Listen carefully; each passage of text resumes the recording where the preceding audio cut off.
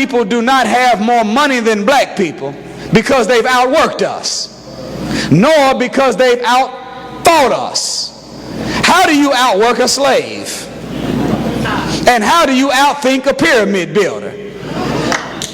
The reason why Caucasian people have more money than we have is because we've been placed in America on a real life Monopoly board. Okay, y'all don't remember the game of Monopoly. Y'all never played Monopoly? Don't you remember in Monopoly they gave you what? 2 500s, right? 2 100s, 4 50s, 6 20s, 5 10s, 5 5s, and what? 5 1s. Is that right? And when you play the game of Monopoly, you have 1 or 2 options as you move around the board. Either you, when you land on the property, either you can rent it or buy it. That's right. Is that the truth? However, what's happened to us is we started the game of Monopoly or the game of life without no inheritance coming to the table. So when you look at other foreign people, they came, but they had some startup capital. But we never got our 40 acres and a mule. We never came to the table with our inheritance. So we've been trying to move around America in a real game of Monopoly, but because we started off with no inheritance, we've been forced to live on the outside of the board. And living on the outside of the board is robbing and stealing and hustling, etc. And what happens when you live on the outside of the board? You end up going to jail. Right. Going directly to jail. Right. You don't pass go and get to collect your $200. Where's the black man been found?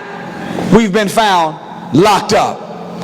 So our enemy, when they brought us to America and made us slaves, after they so-called freed us in 1865 with the Emancipation Proclamation, I use the term so-called freed, the same way the most honorable Elijah Muhammad used the term so-called American Negro. Because so-called means that that's the name that we wear, but that's not our official name. The black man and woman, we are the Asiatic black man. We are the makers, the owners, the cream of the planet Earth, and we are the gods of the universe. We are so-called Negroes and so-called everything else. So-called freedom, because the word emancipate, from the root Latin word emancipere, means to free from the hand but not from the control. So to emancipate means I let your body go, but I still have your mind locked up. So when they gave us our so-called freedom in 1865, they had a debate in Congress in 1897 over whether or not they were going to let black people receive what was called higher education.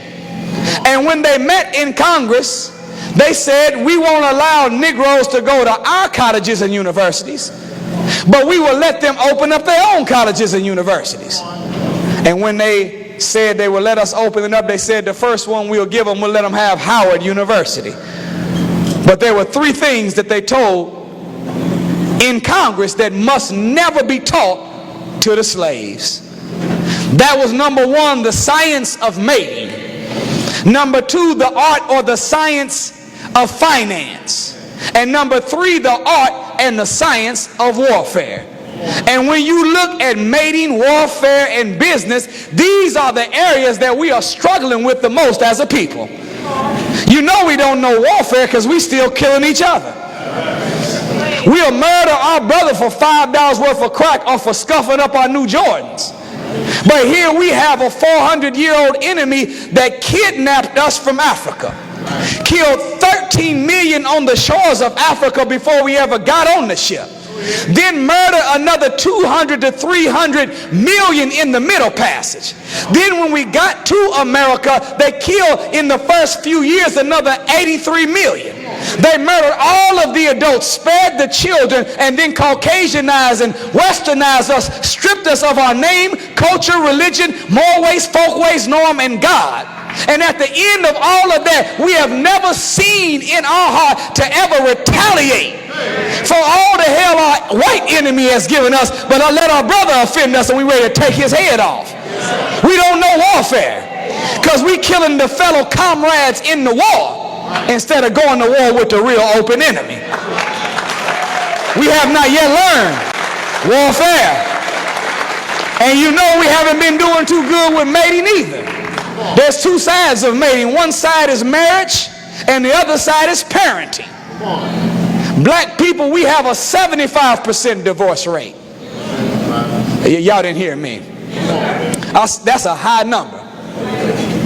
And I'm going to tell you a secret.